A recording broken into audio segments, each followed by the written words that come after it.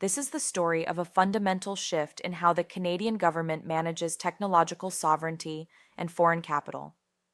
In late 2024, the Ministry of Innovation, Science, and Economic Development issued a final divestment order that fundamentally altered the North American semiconductor landscape.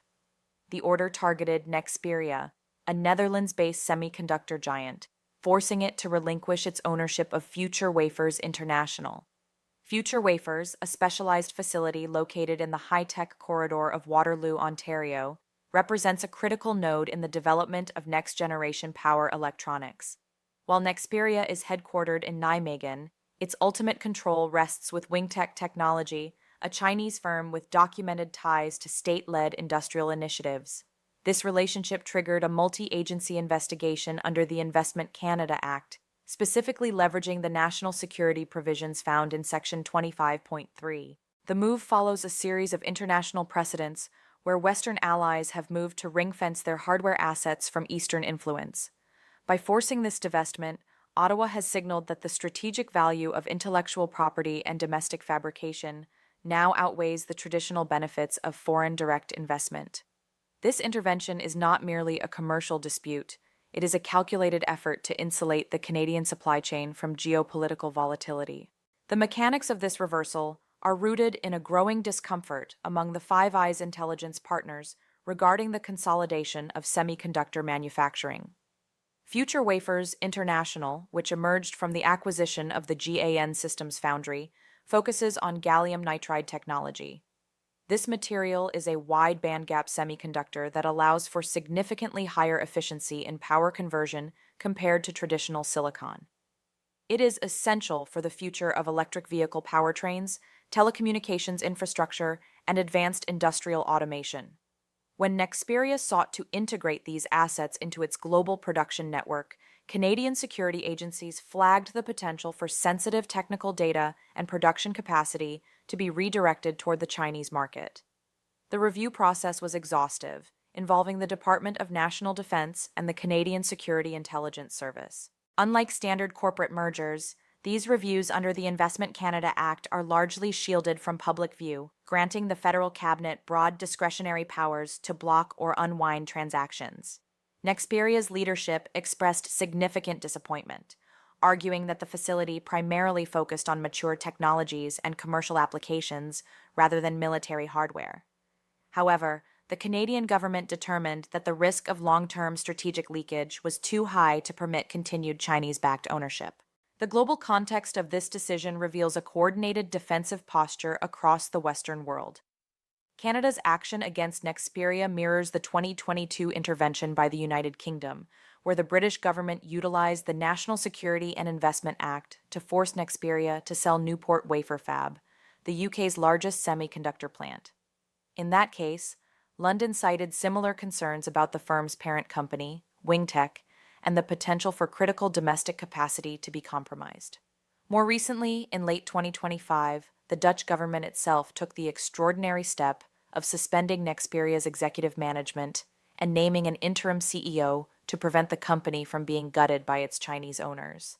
These actions suggest that the era of treating semiconductors as simple global commodities has ended. Instead, they are now viewed as the foundational layer of national security. Canada's decision to follow this path indicates a commitment to friendshoring, a policy of aligning supply chains with nations that share similar political and economic values. This shift creates a significant hurdle for multinational firms that previously navigated borders with minimal oversight. Each regulatory hurdle and forced sale reshapes the expectations for venture capital and mergers in the tech sector, making the origin of investment capital a primary concern for any developing tech hub. For the local ecosystem in Waterloo, the real-world impact of the Nexperia divestment is immediate and profound. Future Wafers must now seek new ownership, likely from a North American or European buyer who can satisfy the government's security requirements. This transition creates a period of uncertainty for the engineers and researchers who operate the facility, as the valuation and strategic direction of the plant are now in flux. For the broader Canadian tech sector, the move reinforces a security-first investment climate. While Canada continues to seek foreign investment, the scrutiny applied to companies in critical sectors ranging from semiconductors to critical minerals like lithium, has reached an all-time high. Investors are now forced to calculate a geopolitical premium when considering Canadian acquisitions. If a deal can be unwound years after its inception, the risk profile for foreign capital changes fundamentally. This case confirms that Canada is willing to prioritize the long-term integrity of its technological base over short-term economic gains. As the divestment proceeds, the focus shifts to whether domestic or allied capital will step in to support these facilities. The semiconductor market is no longer just about demand and supply, it is about the quiet, bureaucratic lines drawn by national governments to protect their future. The implications for the automotive and industrial sectors are particularly acute. Nexperia is one of the world's largest producers of discrete semiconductors, including diodes and MOSFETs, which are the workhorses of modern electronics. In 2025, the company's internal governance struggles and the resulting supply chain disruptions caused significant anxiety among global automakers, leading to fears of production shutdowns. By forcing the divestment of future wafers, Canada has removed a potential point of failure from a supply chain that is already under immense pressure. However, this move also highlights a broader dilemma. As Western nations decouple their tech sectors from Chinese ownership, they must find ways to scale their own production to meet the surging demand for electrification and artificial intelligence. The Canadian government's intervention is a clear admission that the free market cannot always be trusted to protect national interests in these critical fields. The story of Nexperia in Canada is a microcosm of a much larger struggle for control over the invisible components that power the modern world. It is a reminder that in the 21st century, a factory's ownership is just as important as the products it builds. As the industry moves forward, the legal and economic precedents set by this case will guide future interventions. The Investment Canada Act has been modernized to provide even more rigorous scrutiny, ensuring that the federal government can act before an acquisition is even completed. This preemptive stance is designed to avoid the messy and expensive process of unwinding established operations. For companies like Nexperia, the map of viable expansion is shrinking. For the Canadian government, the challenge remains to prove that a security-focused environment can still be a hub for innovation. The divestiture of future wafers marks a pivotal moment where the quiet shift in policy became a loud statement of intent. The world is watching to see how Waterloo's semiconductor cluster evolves under its new, government-mandated direction. This is not just the end of a single acquisition.